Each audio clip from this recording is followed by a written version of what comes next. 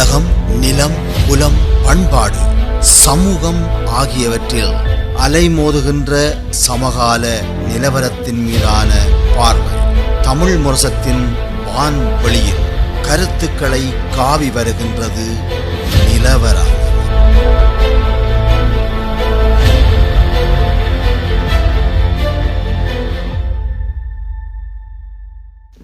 வணக்கம் உறவுகளே, மீண்டும் ஒரு நிலவரம் நிகழ்ச்சியோடு இணைந்திருக்கின்றோம்.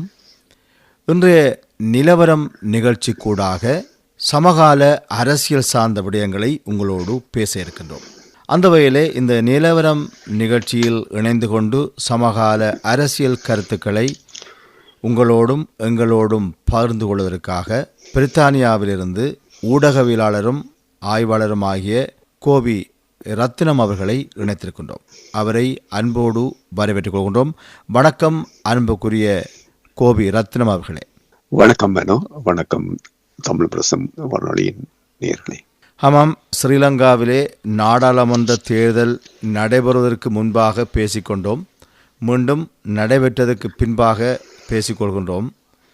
ஸ்ரீலங்கா நாடாளுமன்ற தேர்தலில் தமிழ் மக்களுடைய வாக்குகளும் சரி, அல்லது ஒரு இனவாத கட்சியாக இருந்த கட்சி அதிகூடிய வாக்குகளால் இன்று ஆட்சியில் இருப்பதும் சரி, இதனுடைய சாதக பாதகங்கள் தமிழ் மக்களுக்கு எவ்வாறு அமையும் என்று நினைக்கின்றீர்கள்?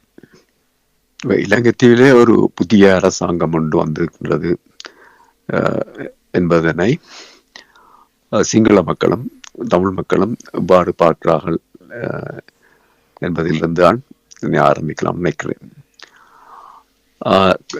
கடந்த காலங்களில் ஆட்சி புரிந்த தரப்புகள், குறிப்பாக இலங்கையிலே அடையாளம் காணப்பட்ட குடும்பங்களில் தான் வந்திருந்தன. ஆனால் இந்த முறை ஒரு வேறு தரப்பு, நினைக்கிறேன் இலங்கை பிரித்தானிய ஆதிபத்தியத்தில் இருந்து விடுவிக்கப்பட்டதன் பிற்பாடு கடந்த 75 வருட காலத்திலே இதுதான் முதல் தடவையாக ஒரு மூன்றாவது தரப்பு தேர்தலிலே வெற்றி பெற்றிருக்கின்றது. அதுவும் 78ஆம் ஆண்டு கொண்டு வரப்பட்ட புதிய அரசியல் யாப்பின்படி உருவாக்கப்பட்ட இந்த விகிதாசார பிரதிநிதித்துவத்திலே முதல் தடவையாக தனித்த ஒரு கட்சி 3/2 பெரும்பான்மை வாக்குகளை பெற்றிருக்கின்றது. அதிலும் குறிப்பாக அந்த கட்சி தமிழர் தாயக பகுதிகளிலும் குறித்தளவு வெற்றியை பெற்றிருக்கின்றது என்ற அளவிலே இதனை ஒரு மாற்றமாக பார்க்கலாம். அதே சமயத்திலே இவ்வாறு வெற்றி பெற்ற கட்சி பாரிய மாற்றங்கள் எதனையும் செய்யுமா என்று பார்த்தால் அவ்வாறு செய்வதற்கான வாய்ப்புகள் மிக குறைவாகவே காணப்படுகின்றன. தென் இலங்கையிலே அல்லது சிங்கள தரப்பை பொறுத்தவரையிலே இந்த ஊழல் மற்றும் இந்த அரச மட்டத்திலே இருக்கின்ற பண விரயம் போன்றவற்றை இந்த கட்சியினால் கட்டுப்படுத்த முடியும் அல்லது குறைக்க முடியும் என்ற எதிர்பார்ப்பு காணப்படுகின்றது. இடத்தால தமிழ் மக்கள் மத்தியிலேயும் அவ்வாறான ஒரு எதிர்பார்ப்பு இருக்கின்றது. ஆனால் இந்த கட்சியினால் இவ்வளவு ஓடி போயிருக்கின்ற இந்த பிரச்சனையை தீர்க்க முடியும் என்பது மிகப்பெரிய கேள்விக்குறி. இன்றைக்கு அது ஒரு அலை மாதிரி, ஆங்கிலத்திலே சொல்லப்படனால் ஹைப் மாதிரி தான் அது உருவாகி இருக்கிறது. ஏதோ அனுரகுமார திசாநாயக்க ஒரு மந்திர கோலை வைத்திருப்பவர் போலவும் அந்த கட்சியினால் பாரிய மாற்றங்களை ஏற்படுத்த முடியும் எனவும் இலங்கை தீவிரை பொருளாதார ரீதியிலே முன்னுக்கு கொண்டு வர முடியும் என்றெல்லாம் எதிர்பார்க்கின்றார்கள். ஆனால் அனுரகுமாரனுடைய ஆட்சி காலத்தில், அவருடைய ஆட்சி காலமான 5 ஆண்டுகளிலே இவ்வாறான எந்த மாற்றத்தை செய்வது ஒரு பொருள்மிய ஆய்வு நோக்கிலே, அரசியல் நோக்கிலே சாத்தியமில்லாத ஒன்றாகத்தான் தெரிகின்றது. சில சமயம் இந்த 5 ஆண்டுகளும் பதவியில் இருந்து அது சிறப்பாக செயற்பட்டு அடுத்த 5 ஆண்டுகளும் அவருக்கு கிட்டுமாயிருந்தால் சில சமயம் அவரால் செய்ய முடியும். ஆனால்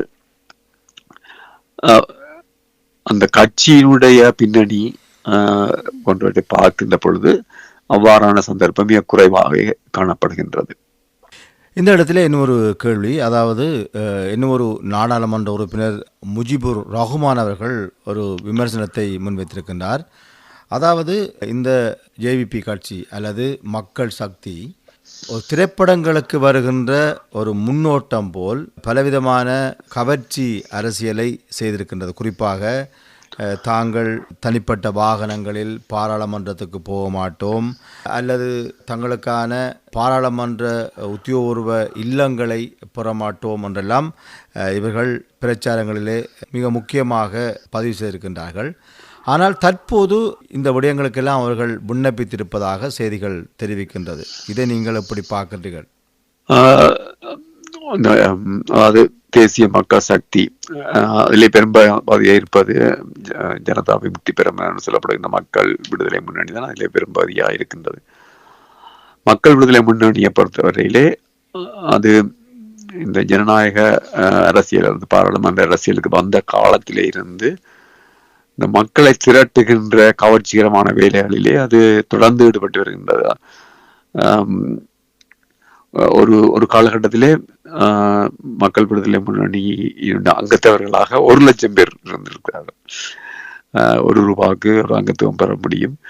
ஆனால் அவர்களுக்கு தேர்தலில் விழுந்த வாக்குகள் அதெல்லாம் குறைவாக காணப்பட்ட வரலாறுலாம் இருக்கின்றது.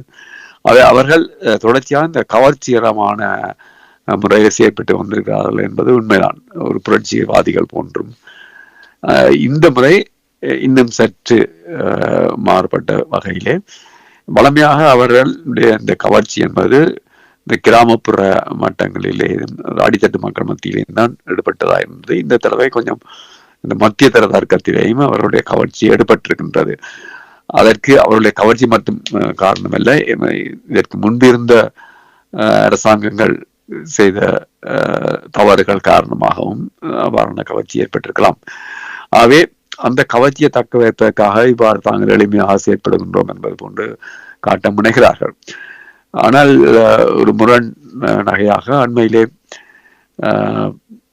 கொழும்பிலே நடைபெற்ற இந்த அபா மியூசிக் குரூப் நடத்திய அந்த ஒரு விழாவிலே பிரதம அமைச்சரும் ஜேவிபி பிரதம அமைச்சரான ஹரணி அமரசூரியவும் ஜேவிபியின் முக்கியஸ்தர்களான டில்வின் சில்வா போன்றவர்கள் எல்லாம் கலந்து கொண்டிருக்கிறார்கள்.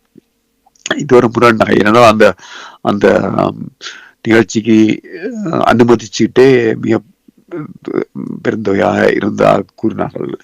நினைக்கிறேன் ₹20,000 ₹50,000 அப்படியான பெரிய தொகை. அவை அவர்களுடைய இந்த எளிமை விரை, அந்த அதாவது வீண் விரயத்தை குறைத்தல் போன்ற விடயங்கள் இவ்வளவு காலத்துக்கு நின்று பிடிக்கும் என்று தெரியாது.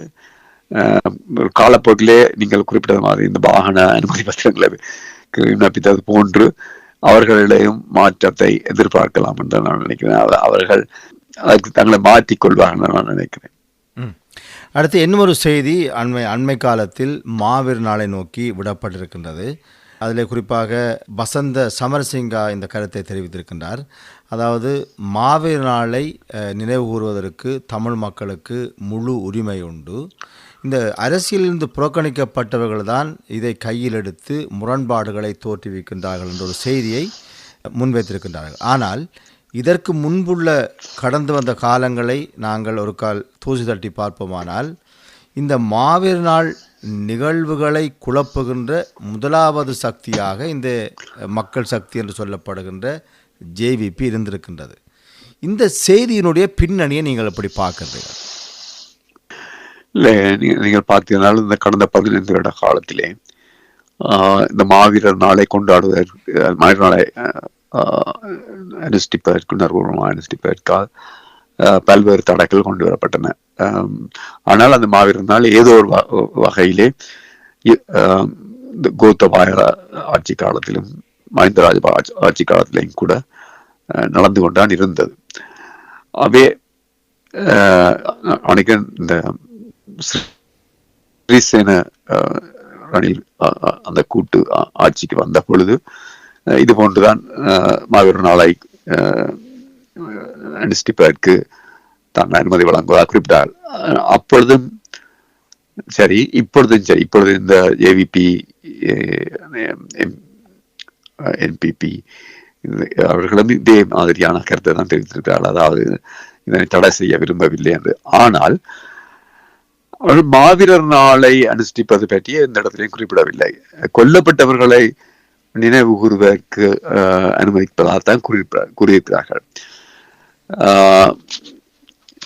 பொதுவாக உலக நடைமுறையின்படி இந்த போரிலே சரி அல்லது இந்த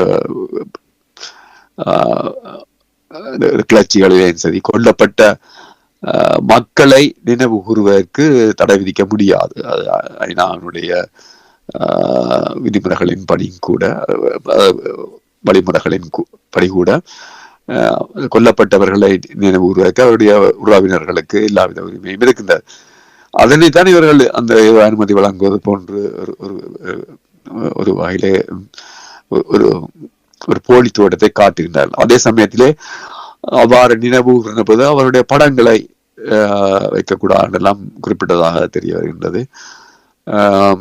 வல்வெட்டித்துறையிலே தேசிய தலைவர் அவர்களுடைய பெற்றோருடைய இல்லத்திலே அவர் தேசிய தலைவருடைய 70வது அகவை நிறைவை ஒட்டிய சிறுவாய்ப்பு நடைபெற்றது. அதிலே கூட அவருடைய படத்தை வைக்கக்கூடாது என்றெல்லாம் கூறினார். இதெல்லாம் ஒரு சின்னத்தனமான நடவடிக்கைகள். ஜேவிபிக்கு அல்லது என்பிபிக்கு தெரியும், தமிழ் மக்களை பொறுத்தவரையிலே அவர்கள் இவ்வளவு தூரம் தேசிய தலைவர் நேசிக்கிறார்கள் எல்லாருக்கும் தெரிந்த விடயம். இதில் இந்த படத்தை வைக்காத எதனையும் அவர்களால் சாதிக்க முடியாது. தேசிய தலைவரை நெஞ்சிலே வைத்திருக்கின்ற மக்களை நோக்கி நீங்கள் ஒரு புகைப்படத்தை அல்லது ஒளிப்படத்தை வைக்க வேண்டாம் என்று கூறுவதிலே எந்த தேவர் கண்டு கொண்டார்களோ தெரியாது. இவ்வாறான இந்த வேறுபாடுகளை தமிழ் மக்கள் மத்தியிலே இருக்கிற ஒரு தரப்பினர் உணர்ந்து கொள்கிறார்கள் என்று நான் நினைக்கிறேன். அல்லது உணர்ந்து கொண்டும் ஒரு போலியான பரப்புரையினால் ஏதோ ஒரு புது வகையான சுதந்திரம் வந்து கிடைத்து விட்டது என்பது போன்று என்ற தோற்றப்பாட்டை ஏற்படுத்த முனைக்கிறார்கள். இருந்த பொழுதிலும் இந்த என்பிபிக்கு தெரிவு செய்யப்பட்ட நாடாளுமன்ற உறுப்பினர்கள் யாரும் இந்த மாவீரர் நாள் நிகழ்வுகளிலே கலந்து கொண்டதாக எனக்கு தெரியவில்லை. அவ்வாறு இந்த மக்களுக்கு இந்த உரிமை இருக்கிறது என்று அவர்கள் கருதினால் ஏன் மக்களால் தெரிவு செய்யப்பட்ட பிரதிநிதிகளான இந்த என்பிபியினுடைய யாழ்ப்பாணத்திலே 3 பேர் தெரிவு செய்யப்பட்டிருக்கிறார்கள், மற்ற இடங்களிலேயும் தெரிவு செய்யப்பட்ட அவர்கள் யாரும் கலந்து கொள்ளவில்லை, ஏன் அந்த கேள்வியை மக்கள் எழுப்ப வேண்டும்? இந்த இடத்திலே அந்த ஒரு விடயத்தை சொல்லியிருந்தீர்கள். அதாவது தமிழ் மக்கள் போலி அரசியலுக்குள் அடிபட்டு செல்கின்ற தன்மை இருப்பது போல் தெரிகின்றது என்று குறிப்பிட்டிருந்தீர்கள். அதனை ஒட்டித்தான் ஒரு கேள்வியை கேட்க முற்படுகின்றேன். அதாவது இந்த தமிழ் மக்களில் சிலர் இந்த சமூக ஊடகங்களிலே முன்வைக்கின்ற கருத்து, அதாவது இதுவரையும் தமிழ் அரசியல்வாதிகள் தவறு செய்து விட்டார்கள், ஆகவே இனி நாங்கள் சிங்கள கட்சிகளிலே நிறைய மாற்றம் தெரிகின்றது, அவர்களுக்கூடாக எங்களுடைய அரசியல் உரிமையை பெறுவதற்கு நாங்கள் முயற்சி பார்க்கலாம் என்ற ஒரு கருத்தை முன்வைக்கின்றார்கள். இதிலே எந்த அளவுக்கு எங்களுக்கு நேர்த்தியான அல்லது நியாயமான ஒரு அரசியல் தீர்வு கிடைக்கும் என்று நீங்கள் எதிர்பார்க்கின்றீர்கள்?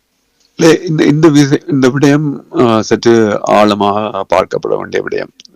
சாதாரண பொதுமக்களை பொறுத்தவரையிலே அவர்களுடைய அன்றாட வாழ்விலே இருக்கின்ற சிக்கல்கள் நீங்கி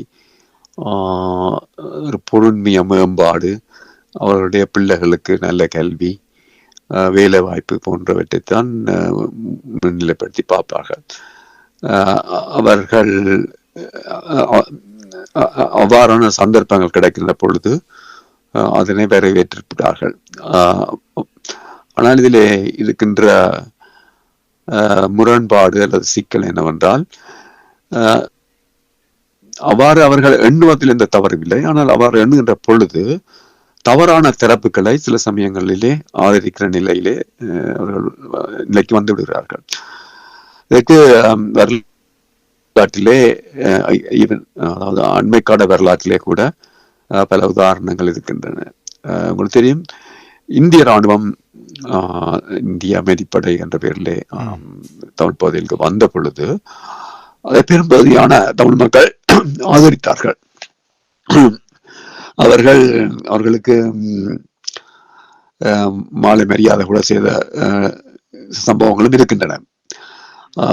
ஏதோ அந்த இந்திய ராணுவம் தமிழ் பகுதியில் நிலை கொண்டிருந்த பொழுது ஒரு பூரணமான அமைதி ஏற்படும் எனவும் ஒரு அரசியல் தீர்வு எட்டும் என்ற நம்பிக்கை அப்ப கணிசமான தமிழ் மக்களுக்கு இருந்தது. அவர்கள் தமிழ் வெளிப்படையாக அவர்களை ஆதரித்தது அறிஞர்கள் அறிந்திருப்பீர்கள், நீங்களே உங்களுக்கு தெரிந்திருக்கும். பிற்பாடு தியாகி திலீபன் அவர்களுடைய நோன்பு மூலமாக வெளிப்பட்ட விடயங்களில் இருந்து பலர் தங்களுடைய நிலைப்பாட்டை மீள்பரிசீலனை செய்தார்கள். ஆனால் அதற்கு பிற்பாடு கூட இந்திய இராணுவத்தை நம்பி இருந்தவர்களும் இருக்கிறார்கள். பிற்பாடு அந்த போர் விடுதலை புலிகளுக்கும் இந்திய இராணுவத்துக்கும் இடையிலான அந்த போர் ஆரம்பித்த பிற்பாடு அந்த நம்பிக்கை படிப்படியாக சிதைந்து போய்விட்டது. அதிலும் பிற்பாடு இந்த ஒட்டு படைகளாக செயற்பட்டவர்களுடைய நடவடிக்கைகளும் அவர்களுக்கு இந்திய இராணுவம் கொடுத்த ஆதரவு, இந்திய இராணுவம் மக்களுக்கு எதிராக செயற்பட்ட விடயங்களிலிருந்து அவர்கள் அந்த ஆதரவை விலக்கி கொண்டார்கள். அதுக்கு பிற்பாடு நீங்கள் பார்த்தீங்கன்னா 1994 சந்திரிகா பண்டாரநாயக்கா வெற்றி பெற்ற பொழுது கூட அவர் மீது பாரிய நம்பிக்கையை தமிழர்கள் வைத்திருந்தார்கள். அந்த காலத்திலே நல்லூர் திருவிழா காலத்திலே சந்திரிகா காப்பு என்றெல்லாம் வித்த என்றெல்லாம் கூறினார். அவர் சந்திரிகா ஒரு நம்பிக்கை நட்சத்திரமாக, ஒரு மீட்பராக பார்க்கப்பட்ட சம்பவங்கள் எனக்கும் தெரிந்திருக்கும். வரலாற்றே இது தொடர்ச்சியாக நடைபெற்ற சம்பவம் தான்.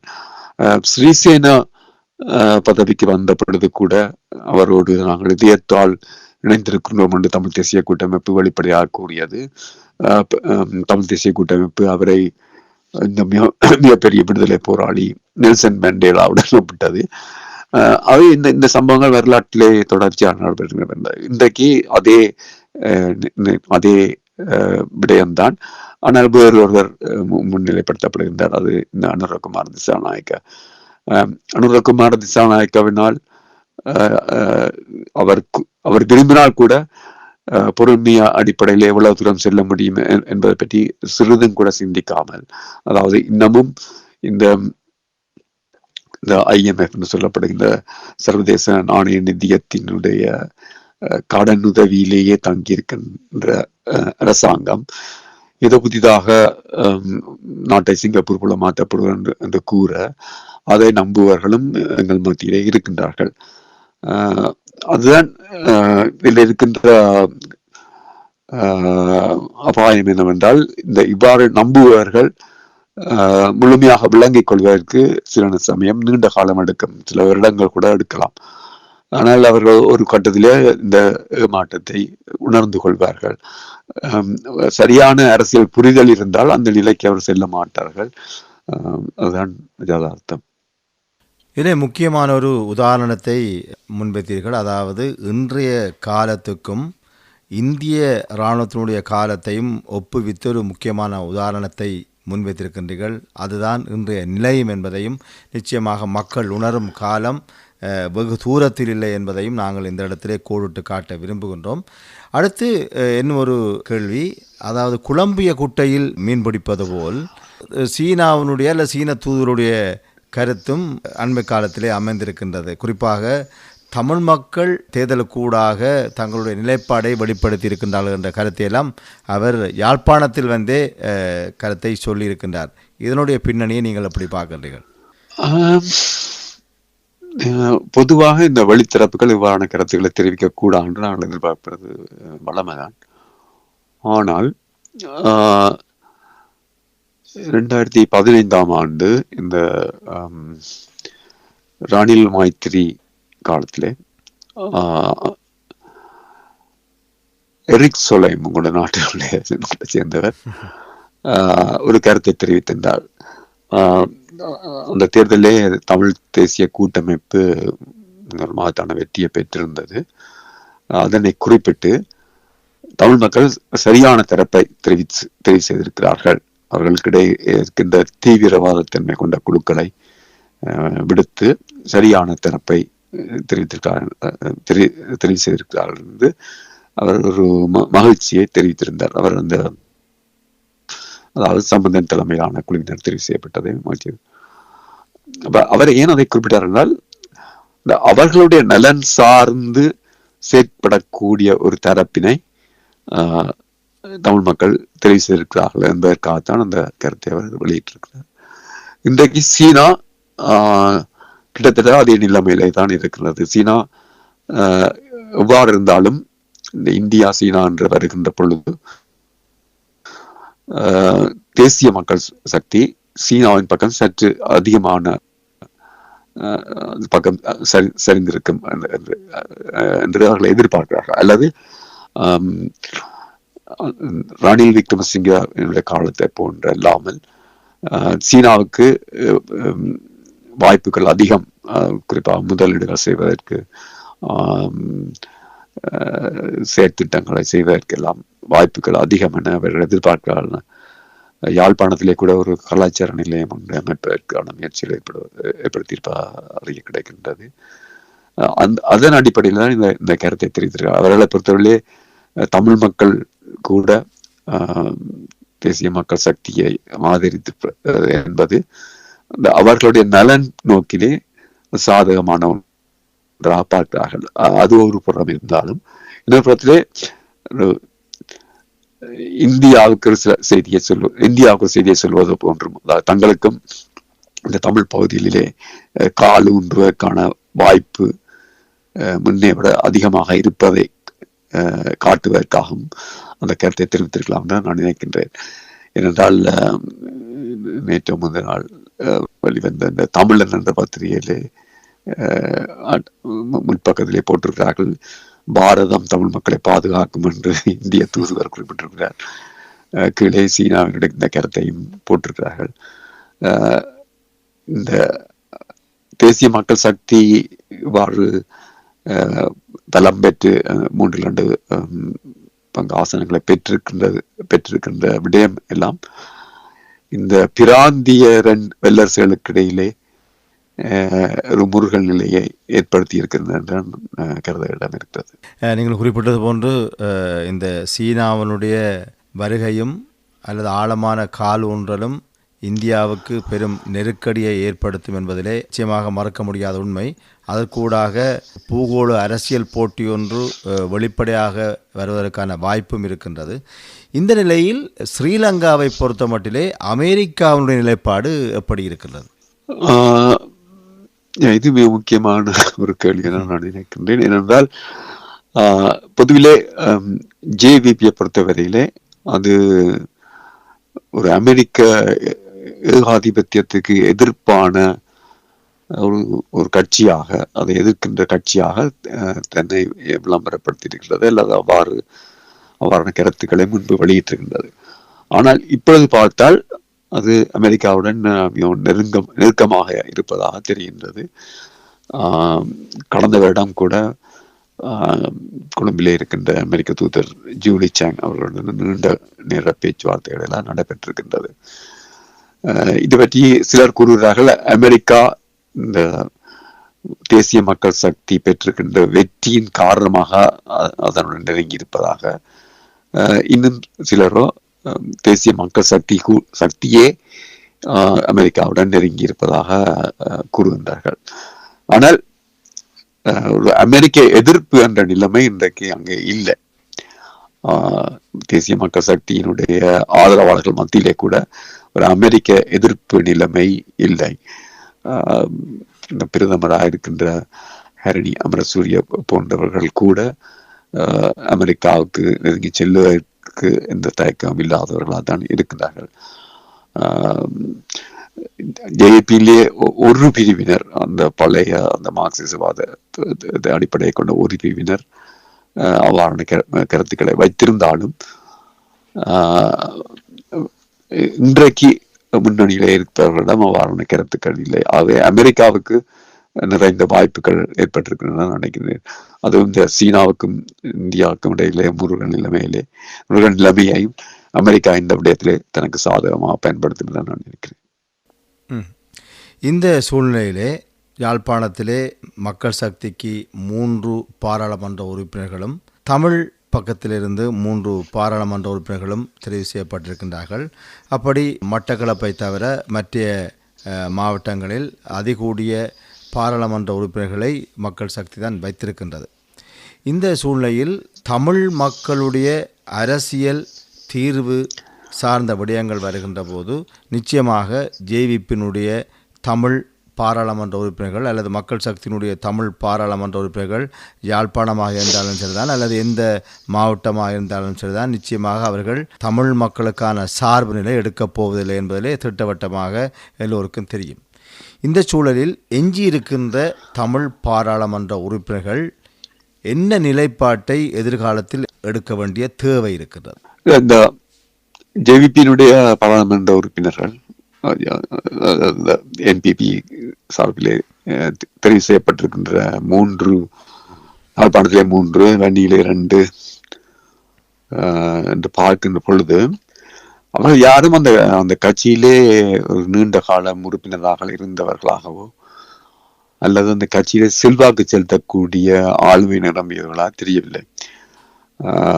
யாழ்ப்பாணத்திலே தெரிவு செய்யப்பட்ட ஒருவர் ஜேவிபியினுடைய தொழிற்சங்கத்திலே உறுப்பினராக இருக்கிறார் நினைக்கின்றேன். மற்றவர்கள் கூட அந்த நிலைமையில் கூட இருக்கவில்லை. அவர்கள் இந்த 3 யாழ்ப்பாணத்தை பொறுத்தவரையிலே தெரிவு செய்யப்பட்ட 3 பேரும் அந்த ஜேவிபியினுடைய கவர்ச்சியினால் வெற்றி பெற்றவர்களே தவிர அவர்களுக்கு தனிப்பட்ட செல்வாக்கோ தனிப்பட்ட ஆளுமையோ எதுவும் இல்லை. அந்த வகையிலே அவர்களை பொறுத்தவரையிலே தேசிய மக்கள் சக்தி எதை முடிவு செய்கிறதோ அதனை ஆதரிப்பார்கள். அவர்களுக்கு தனித்த நிலைப்பாடு எதுவும் இல்லை. அதுக்கான ஆளுமையும் அவர்களுடைய இருப்பதாக தெரியவில்லை. அவை இவ்வாறான சூழ்நிலையிலே ஒரு அரசியல் தீர்வு போன்ற விடயங்கள் முன்வைக்கப்பட்டால் அல்லது புதிய அரசியல் யாப்பு தொடர்பான விடயங்கள் விவாதிக்கப்படுகின்ற பொழுது ஏனைய தமிழ் தரப்புகள், தமிழ் தேசிய சக்திகள், தமிழ் தேசிய கட்சிகள் அல்லது தமிழ் தேசிய அரசியலை நடப்பதாக கூறுகின்ற குழுவாக இருக்கலாம், அவர்கள் ஒருங்கிணைந்து செயல்பட வேண்டிய அவசியம் அவர் உணர்ந்து கொள்வார் என்று நினைக்கின்றேன்.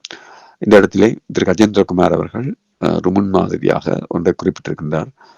தமிழ் மக்கள் பேரவை முன்வைத்த தீர்வு திட்டத்தின் அடிப்படையிலே ஒன்றிணைந்து செயற்படுவதற்கு தான் தயாராக இருப்பதாக குறிப்பிட்டிருக்கிறார். வழமையாக திரு கஜேந்திரகுமாரையும் தமிழ் தேசிய மக்கள் முன்னணியையும் பலரும் குற்றம் சாட்டுகிறார். அவர்கள் ஒற்றுமைக்கு பின்னிக்கிறவர்கள் என்று. ஆனால் அவர்கள் நேர்மையாக ஒரு அரசியல் நிலைப்பாட்டின் அடிப்படையிலே இணைந்து செயல்படுவதற்கு தயாராக இருப்பதாக கருத்து வெளியிட்டிருக்கிறார்கள். இது பற்றி எனக்கு அதிகம் தெரியாது. இருந்தாலும் யாழ்ப்பாணத்திலிருந்து தெரிவு செய்யப்பட்ட திரு ஸ்ரீதரன் அவர்களும் அதற்கு உடன்பட்டிருப்பதாக ஒரு பேச்சு இருக்கிறது. அது உறுதிப்படுத்தப்பட்ட செய்தியா இல்லையானு சரியா தெரியாது. அதாவது யாழ்ப்பாணத்தை பொறுத்தவரையிலே 3வது சுயேட்சையாக தெரிவு செய்யப்பட்ட அர்ஜுனா ராமநாதன் அண்மையிலே ஒரு சிங்கள தொலைக்காட்சியை வழங்கிய பேட்டியிலே அவரும் தன்னுடைய தமிழ் தேசிய நிலைப்பாட்டை வெளிப்படையாக அந்த செவியிலே தெரிவித்திருக்கின்றார். அவருக்கு கூட இந்த நிலைப்பாட்டை ஏற்றுக்கொண்டு குறைந்தது நாடாளுமன்றத்திலேயாவது ஒரு ஒரு ஒரு கூட்டாக செயல்படுவதற்கு அவர் தயாராக வேண்டும் என்று நான் தயாராக வேண்டும் என்பதுதான் தமிழ் தேசிய அரசியலில் இருப்பவர்களுக்கு, தமிழ் தேசிய ஆதரவாளர்களுக்கு, என் மக்களுக்கும் வரான எதிர்பார்ப்பு இருக்கும் நான் நினைக்கிறேன். ஆமாம், நிச்சயமாக அவர் சார்ந்து ஒரு சந்தேக நிலைப்பாடும் பொதுவாக மக்கள் மத்தியில் இருக்கின்றது. காரணம், அவர் நாளொன்றுக்கு ஒரு கருத்தை சொல்லுகின்ற நிலைமை இருக்கின்றது. இன்றொன்று பேசுவார், நாளை ஒன்று பேசுகின்றார். ஆகவே ஒரு உறுதியான நிலைப்பாடு இருப்பது போல் அவருடைய கருத்தில் தென்படவில்லை. இருந்தாலும் எல்லோரும் அவருடைய கருத்துக்கள், அவருடைய செயல்பாடுகள் பலத்த விமர்சனத்துக்கு உள்ளாகக்கூடிய விடயங்கள், அதை பற்றி நான் பேசவில்லை. ஆனால் நாடாளுமன்றத்திலே முக்கியமான தீர்மானங்கள் முக்கியமான பிரச்சனைகள் விவாதிக்கப்படுகின்ற பொழுது தமிழ் மக்களுடைய நலன் நலன் பேணப்படுகின்ற விடயத்திலே தமிழ் தேசிய அரசியல் கட்சிகள் எல்லாம் இணைந்து செயற்பட வேண்டும் என்று நினைக்கிறேன். நாடாளுமன்றத்துக்கு வெளியிலே இணைந்து செயற்பட வேண்டும் என்பது செயற்பட முடியுமோ முடியாது என்பது தெரியாது. ஆக குறைந்து நாடாளுமன்றத்துக்கு உள்ளே அவர்கள் ஓரணியாக செயற்பட வேண்டும் என்று நான் எதிர்பார்க்கிறேன். நிச்சயமாக. அதாவது தமிழ் மக்களுக்கு ஒரு பாதகமான அரசியல் தீர்வு வருகின்ற போது அந்த இடத்திலே தமிழ் அரசியல் பிரமுகர்கள் அல்லது தமிழ் பாராளுமன்ற உறுப்பினர்கள் ஒருமித்த கருத்தில் நின்று அதை எதிர்க்க வேண்டிய தேவை இருக்கின்றது. அப்படி நாங்கள் செய்யாமல் போனால் மீண்டும் ஒரு அடிமை அரசியலுக்குள் நாங்கள் வீழ்த்தப்படுவதற்கான வாய்ப்பே அதிகமாக இருக்கின்றது. இந்த நிகழ்ச்சியினுடைய நிறைவாக உலக அரசியல் சார்ந்த ஒரு கேள்வி. அதாவது சர்வதேச குற்றவியல் நீதிமன்றம் இஸ்ரேலினுடைய அதிபருக்கு பிடியாணை பிறப்பித்திருக்கின்றது. இது எந்தளவுக்கு சாத்தியம் என்று தெரியவில்லை. இருந்தாலும் ஒரு சர்வதேச குற்றவியல் நீதிமன்றத்துக்கூடாக இப்படி ஒரு செய்தி வந்திருப்பது தொடர்ந்தும் இந்த அதிகார வர்க்கங்களால் பாதிக்கப்படுகின்ற மக்களுக்கு ஒரு நற்செய்தியை தருகின்ற ஒரு செய்தியாக இருக்கின்றது. இது சார்ந்த கருத்துக்களை நாங்கள் உங்களிடம் எதிர்பார்க்கின்றோம். இல்லை, இந்த விடயத்திலே இந்த ஒடுக்கப்படுகின்ற பலஸ்தீன மக்களுக்கு போராடுகின்ற மக்களுக்கு இது ஒரு திருப்திகரமான செய்தியாக தான் இருக்கின்றது. ஆனால் ஏற்கனவே தெற்கு சூடானுடைய அதிபர் பஷீருக்கு இவ்வாறு ஐசிசியினால் பிடிபிராந்து வழங்கப்பட்ட பொழுது அவர் தென்னாப்பிரிக்காவுக்கு சென்று வரக்கூடியதெல்லாம் இருந்தது. இன்றைக்கு தென்னாப்பிரிக்கா தான் இதனை இந்த வழக்கையை முன்வைத்திருந்தது. ஆனால் பஷீரை பொறுத்தவரை அவர் ரோம் ஸ்டாட்யூ இந்த ரோம் சாசனத்திலே கையெழுத்திட்ட நாடு என்று நினைக்கிறேன். தென்னாப்பிரிக்கா தவிர வேறு எந்த நாட்டுக்கும் செல்லவில்லை எனக்கு. ஆனால் இவரை பொறுத்தவரையிலே, நெதன்யாவை பொறுத்தவரையிலே, இந்த ரோம் ஸ்டாட்யூவிலே மேற்கு ஐரோப்பிய நாடுகள் இல்லை, பெரும்பாலான மேற்கு ஐரோப்பிய நாடுகள் நினைக்கிறேன், ஏறத்தாழ எல்லா மேற்கு ஐரோப்பிய நாடுகளும் அதிலே கைச்சாத்திட்டு இருக்கின்றன அந்த ரோம் சாசனத்திலே. அந்த வகையிலே அவர் இந்த நாடுகளுக்கு பயணம் செய்ய முடியாத நிலைமை ஏற்படும். அதுவே ஒரு பெரிய வெற்றியாக பார்க்கலாம். அவர் அந்த சர்வதேச குற்றவியல் நீதிமன்றத்தால் விசாரிக்கப்படுகிறாரா இல்லையா என்பதற்கப்பால் இது ஒரு மிகப்பெரிய வகையில் அவரை முடக்குவதாக அமையும். மேற்கு ஐரோப்பிய நாடுகளை பொறுத்தவரையிலே அவருக்கு இலகுவாக அனுமதி வழங்கும் என்று நான் எதிர்பார்க்கவில்லை. அவர்கள் செய்வார்கள். ஆனால் அவர்கள் கைச்சாத்திட்ட அந்த ரோம் சாசனமே அர்த்தமற்றதாக மாறிவிடும். ஆனால் அமெரிக்கா அந்த சாசனத்தில் கையெழுத்திடாத வகையிலே அவர் அமெரிக்காவுக்கு சென்று வரக்கூடும். அந்த வகையில பார்க்கிறேன். ஆனால் உடனடியாக ஒரு பாரிய செயற்பாடு எதுவும் ஏற்படுவதற்கான அறிகுறிகள் எதுவும் தெரியவில்லை. நிச்சயமாக. அதாவது ஐநாவினுடைய அதிகாரிகளையே உள்ளே வரக்கூடாது என்று தடை செய்து வைத்திருக்கின்றார். அப்படியான சூழலில் உடனடியாக அப்படியான சந்தர்ப்பம் வரும் என்று நாங்கள் நிச்சயமாக எதிர்பார்க்க முடியாதுதான். ஆனால் இப்போ இருக்கிற நிலைமையிலே அது ஒரு பயணத்தடையாக மாறிவிட்டது. அந்த வகையில பார்க்கலாம். அவருக்கு எல்லா நாடுகளுக்கும் பயணம் செய்ய முடியாத ஒரு நிலைமை ஒன்று ஏற்பட்டிருக்கு. அது அவருக்கு சிக்கலை ஏற்படுத்தும். உண்மையில் இது ஒரு இன்னும் மனிதம் சாகவில்லை என்பதற்கு ஒரு உதாரணமாக இந்த செய்தியை பார்க்கலாம். இப்படியான செய்திகள் தான் இன்னும் போராடி கொண்டு இருக்கின்ற இனங்களுக்கு ஒரு உந்து சக்தியாக இருக்கும். இவற்றை நாங்கள் கருத்தில் கொண்டு தொடர்ந்தும் நாங்கள் உறுதியோடு போராட வேண்டியவர்களாக இருக்கின்றோம். என்றால் எங்களுக்குள் ஒரு இயலாமை தன்மையை விதைக்கின்றார்கள். இனி எல்லாம் முடிந்து விட்டது, நாங்கள் ஒரு பிரயோசனமும் இல்லை, எல்லாமே முடிந்து விட்டது என்று மீண்டும் மீண்டும் ஒரு இயலாமை தன்மையை உளவியல் ரீதியாக விதைக்கின்ற தன்மை எங்களுடைய அரசியல் நீரோட்டத்திலே இருக்கின்றது. ஆகவே இப்படியான செய்திகள் என்பது நிச்சயமாக இவற்றையெல்லாம் புரட்டி போடுகின்ற ஒரு தன்மையை ஏற்படுத்தும் என்று நினைக்கின்றேன். நீங்கள் எப்படி பார்க்கிறீர்கள்? நான் அவர்தான் பார்க்கிறேன். இந்த விடயத்திலே இந்த ஸ்ரீலங்காவை சர்வதேச நீதிமன்றத்துக்கு கொண்டு செல்ல வேண்டும் என்று போராடுகின்ற தமிழ் மக்கள் இந்த விடயத்திலே சற்று நம்பிக்கை அவர்களுக்கு நம்பிக்கை ஏற்படுத்துகின்ற ஒரு நகர்வாக இதனை பார்க்கலாம். அதே சமயத்திலே ஸ்ரீலங்கா ராணுவ தளபதிக்கு விழா எடுக்கின்ற நிலைமையும் காணப்படுகின்றது. இந்த முரண்பாட்டைத்தான் தமிழ் மக்கள் புரிந்து கொள்ள வேண்டும். நாளைக்கு அண்மையிலே ஸ்ரீலங்கா ராணுவ ஓய்வு பெற்ற அல்லது விடமாற்றம் செய்யப்பட்ட ராணுவ தளபதிக்கு யாழ்ப்பாண போதனா வைத்தியசாலையினுடைய பணிப்பாளர் மருத்துவர் சத்தியமூர்த்தி, மற்றது இந்த வடக்கு மாகாண ஆளுநர் வேதநாயகன் போன்றவரெல்லாம் ஒரு பாராட்டு விழா நடத்தியிருக்கிறார்கள். நாங்கள் ஒரு பக்கம் இந்த இராணுவம் இனப்படுகொலை செய்த கூறிக்கொண்டு இன்னொரு பக்கம் இந்த பாராட்டு விழா செய்கின்ற பொழுது இந்த முரண்பாட்டை தமிழ் மக்கள் சரியாக விளங்கிக் கொள்ள வேண்டும். நாங்கள் இந்த விடத்திலே தவறு செய்து ஒரு பக்கம் தவறு செய்து கொண்டு இன்னொரு புறம் நீதியை கோருவது என்பது இந்த வகையிலையும் சரியான நிலைப்பாடாக இருக்காது. நிச்சயமாக அவர்கள் மட்டுமல்ல, புலம்பெயர்ந்து வாழ்கின்ற வியாபாரிகள், சில தமிழர்கள் கூட எங்களுடைய தாய் நிலத்துக்கு சென்று அங்கே ஆக்கிரமித்து நிற்கின்ற படைகளோடு நிழல் படங்களை பிடித்து அதை இந்த சமூக ஊடகங்களிலே பிரசுரிக்கின்ற பல்வேறு சம்பவங்கள் எல்லாம் இருக்கின்றது. தேசியம் என்றால் என்ன என்று கேட்கின்றவர்களுக்கு இந்த இடத்திலே ஒரு கருத்தை பதிவு செய்துவிட்டு இந்த நிகழ்ச்சியை நிறைவுக்கு கொண்டு நினைக்கின்றேன். அதாவது தேசியம் என்பது நாங்கள் எங்களுடைய தமிழர் தேசிய தலைவர் மேதகு பிரபாகரன் அவர்களையும் வாழ்த்தி அனுதாயவையும் வாழ்த்துவது தேசியம் அல்ல. தேசியம் என்பது எங்களுடைய கருத்து நிலையிலே நாங்கள் உறுதியாக நின்று எங்களுடைய எதிரிக்கு விளைவுகளை ஏற்படுத்தி எங்களுடைய அரசியல் உரிமை பெறுவதற்கான வேலைகளை செய்ய வேண்டுமே தவிர ஒருபோதும் எங்களை அளித்த சக்திகளோடு கைகோர்த்து நின்று பாராட்டு விழா நடத்துவதையோ அல்லது படம் பிடித்து போடுவதையோ இந்த வெளிநாட்டு சமூகம் பார்த்து கொண்டு தான் இருக்கும்.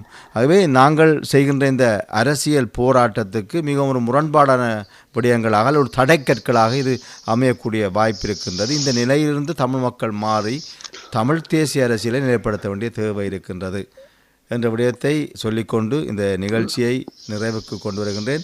இந்த நிகழ்ச்சியில் இணைந்து கொண்டு சமகால அரசியல் சார்ந்த விடயங்களை எம்மோடு பகிர்ந்து கொண்டமைக்கு மனமார்ந்த நன்றி. நன்றி மேடம். ஆமாம் உறவுகளே, இன்றைய நிலவர நிகழ்ச்சி கூடாக இணைந்து கொண்டார் பிரித்தானியாவிலிருந்து ஊடகவியலாளரும் ஆய்வாளருமாகிய கோவி ரத்னம் அவர்கள். மீண்டும் ஒரு நிலவரம் நிகழ்ச்சியில் சந்தித்துக் கொள்ளலாம். நன்றி, வணக்கம்.